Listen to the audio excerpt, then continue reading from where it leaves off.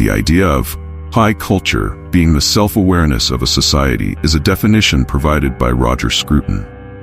When you consider this concept in the context of Brazil, clear that this kind of cultural consciousness has long been extinct. The only shared frame of reference left in the country today is the popular media, with its cliches, grammatical errors, and repetitive thought patterns churned out by semi-literate commentators every week.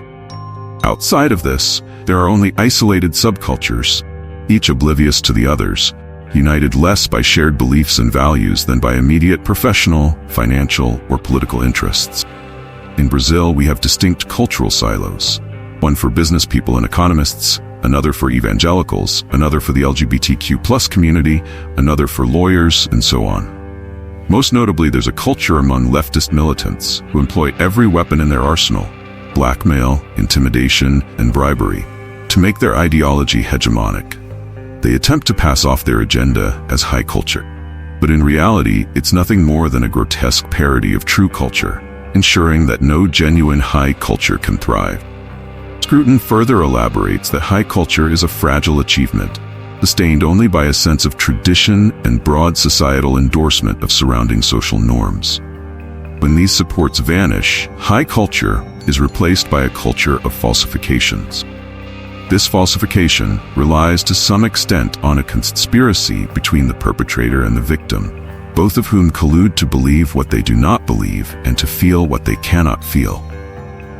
This observation, which could be plucked straight from the pages of Ponerology, where Dr. Andrew Lobachevsky describes the hysterical atmosphere that spreads through society when psychopaths rise to power, can be perfectly illustrated by a very precise and characteristic phenomenon in today's Brazil. Everyone knows that one of the most influential authors in Brazilian universities is Michel Foucault. Foucault developed a special kind of Marxism that has practically become the official creed within our academic circles. However, these circles haven't merely absorbed it. They've given it a very peculiar, distinctly Brazilian twist.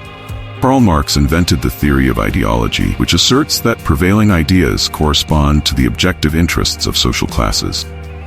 While some ideas indeed do this, Marx claimed that all ideas were like this, leaving no escape from the mental territory divided between proletarian ideology and bourgeois ideology. Yet, this theory is gnawed at by an internal contradiction. Either a citizen's ideas and beliefs are determined by their class position, or, as in the case of Marx himself, they can adopt the ideology of another class.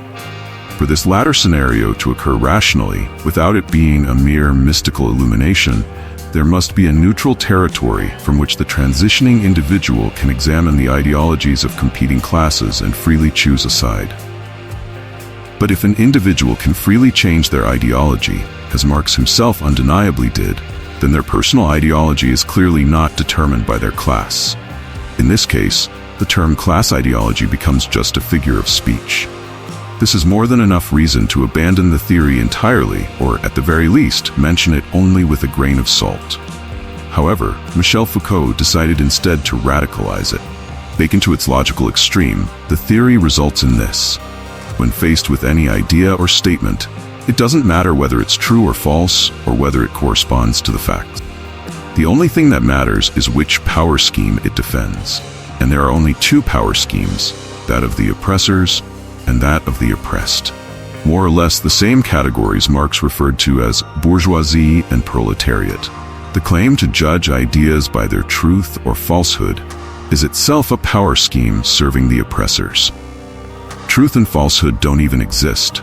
The philosopher must forget these notions and always choose whatever enhances the power of the oppressed. It's obvious that, like any denial of truth, this one pretends to be a truth in itself, thereby falling into a circular reasoning that ultimately says nothing. But one thing is undeniable. Although truth didn't exist, Foucault believed his theory was true. The long studies he dedicated to the prison system, the institution of asylums, and the history of sexuality demonstrate a serious effort to prove, with facts and documents, many of them fictional, unfortunately, the correspondence between ideas and the interest groups they supposedly represent. This is where the characteristically Brazilian phenomenon comes into play. In their lectures, political statements, and media articles, the typical intellectual of the current Brazilian left, let's say a Walter Pomar or a Tarso Genro, applies Foucault's theory in a uniquely Brazilian way that would surprise Foucault himself.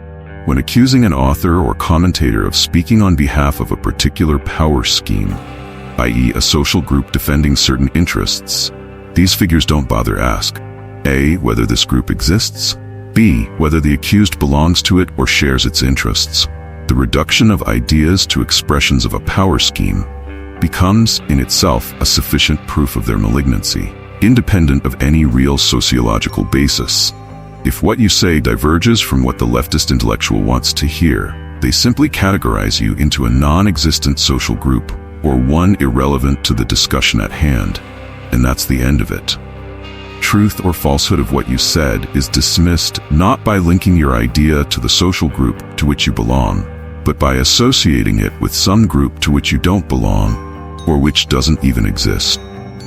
This is precisely how, echoing an infinite number of leftist intellectuals who didn't spare us their opinions on recent events, the author of the thesis notebook of the 5th Congress of the PT, when faced with a countless crowd of disgruntled anti-PT Brazilians from all classes, ages, and races, without a defined leadership and without any support from the media, parties, or any business organization, concluded that it was all a maneuver by the ruling class led, of all things, by Rede Globo, which was precisely doing everything it could to downplay the importance of the protests and subtly ridicule them.